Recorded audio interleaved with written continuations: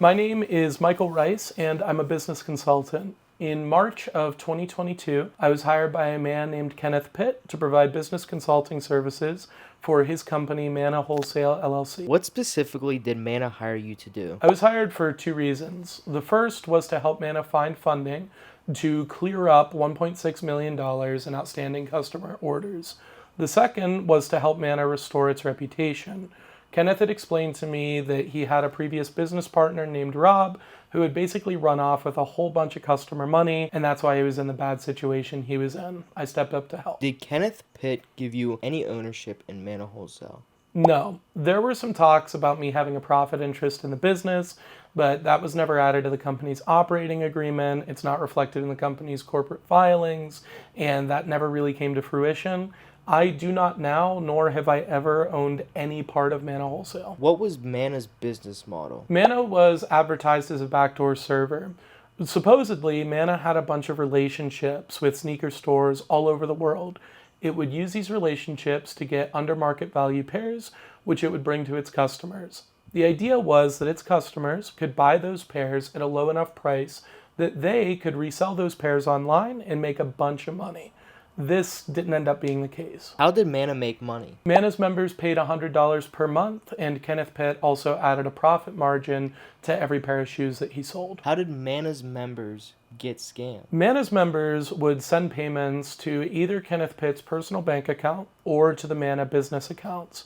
Those payments were made with the belief that sneakers would come in as a result. Those sneakers either never came or they came and they were objectively fake. This would start an endless cycle of replacements and refunds that never seemed to end, and it cost people a load of money. Can you give me an example of this? One example were Manna's offering for the Vermilion foam runners. This shoe was offered to members at prices well below market value, and of course they never came in. So Kenneth Pitt offered members replacements for these pairs. Those replacements ranged from Jordan Off-White 2s to Travis Scott's to Salehi Friends and Family Crocs, and this cycle never really ended. People would wait for the stuff and it either wouldn't come in or it would come in and it was fake, and it ended up everybody was out a ton of money. Why did Manna's members believe Kenneth after the first couple of times this happened? Because there were some legitimate offerings in Manna. For example, the very first sneaker offering I saw from Manna Wholesale was for Nike Dunk Low Jackie Robinsons. These were offered to members at a low price. They came in, they were shipped out to members, and those members were able to sell those pairs and make a ton of money. There were some offerings like this throughout the course of Manna's existence that led people to believe that the fake offerings were real offerings. Why didn't you stop him? I did. In October of 2022, I issued an ultimatum to Kenneth Pitt. I told him that he would either sell me all of the assets of the business or I would openly compete against him and crush him. It ended up in December of 2022, he accepted my offer and he sold me all of the assets of the business. What did buying all of the business assets do? It stopped him. What buying the business assets did was took away the vehicle that Kenneth was using to scam people.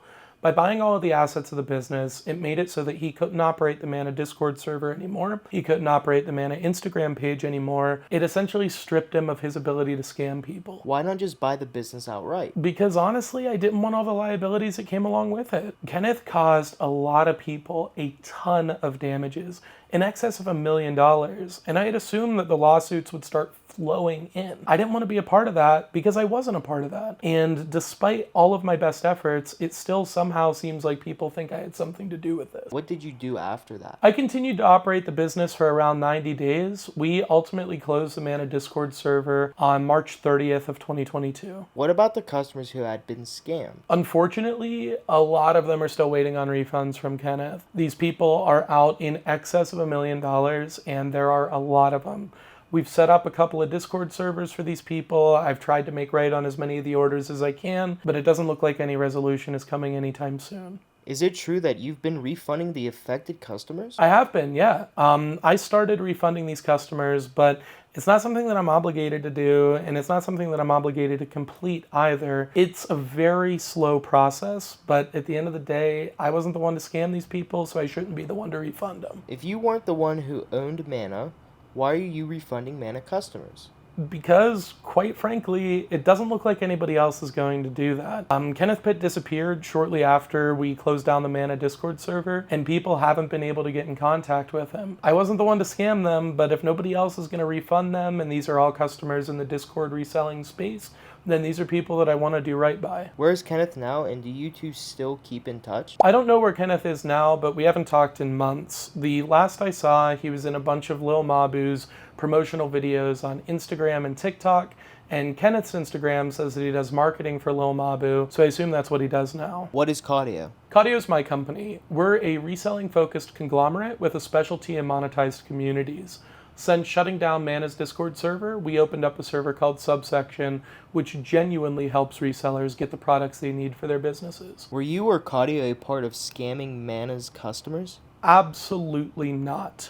No customer payments were ever sent to me or to Cardio. Those funds were never transferred to our accounts, and we had nothing to do with that. I had nothing to do with that. Kenneth Pitt always accepted payments into either his bank account or the Manna bank account, and he was the one to orchestrate all of these deals. Cardio had nothing to do with this. How can affected customers get updates about all of this? We have 2 Discord servers for this purpose. We've set up the Cardio Lounge, and we've set up the Manna Waiting Room.